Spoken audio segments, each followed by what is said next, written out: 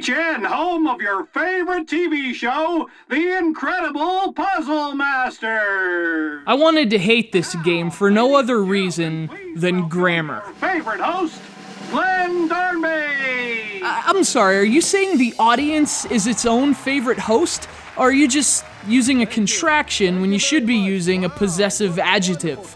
Yeah, common mistake, you know. In f***ing third grade! Welcome to the woman we all love, Monique! So obviously, I'm not a fan of stupidity, and nothing signifies stupidity like mixing up your and your. But I am a fan of good video games, and despite its awful grammar and occasional typos, James Noir's Hollywood Crimes is kind of a good game.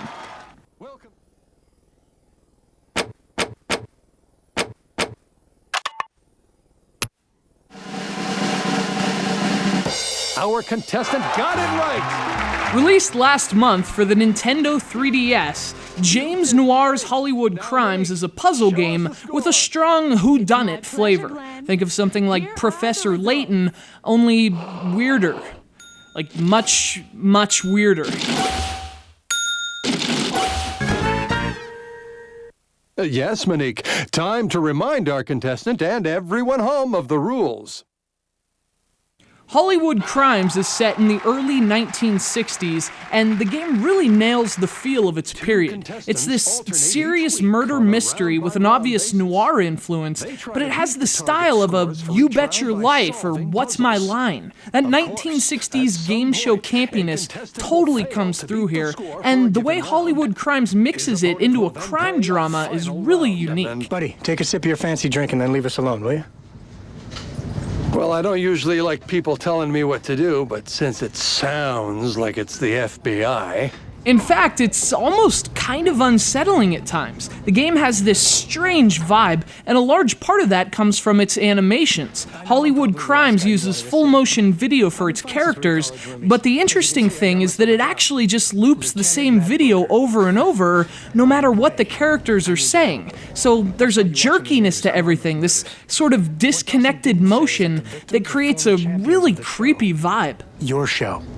Since there are puzzles everywhere, I could use your skills. But in terms of the actual game, Hollywood Crimes tells a very saxophone-laden mystery of murder and deception. You're on a popular 1960s game show, and the former champions of that show are being killed one by one. Whoever's doing it is leaving puzzles at the crime scenes, and of course puzzles play a large role in Hollywood Crimes. The game's puzzles will seem familiar to anyone who's explored the genre on their Nintendo DS. In fact, for all its presentational originality, Hollywood Crimes is somewhat typical in terms of its puzzle design. Find the hidden message, finish a sequence of numbers. The puzzles are good, but again, they just don't have the originality the game displays in other areas. So obviously, this isn't the must-have third-party 3DS game you might be waiting for. The puzzles are a little underwhelming at times, and even a bit repetitive, and the game only lasts like 5 hours at most. Hollywood Crimes isn't perfect, but it is interesting, even fun while it lasts. It's one of the first third-party games for the 3DS to surprise me in a good way, and for that alone, James Noir's Hollywood Crimes is a case worth taking. That is right!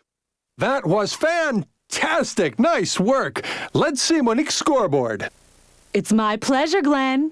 Here are the results.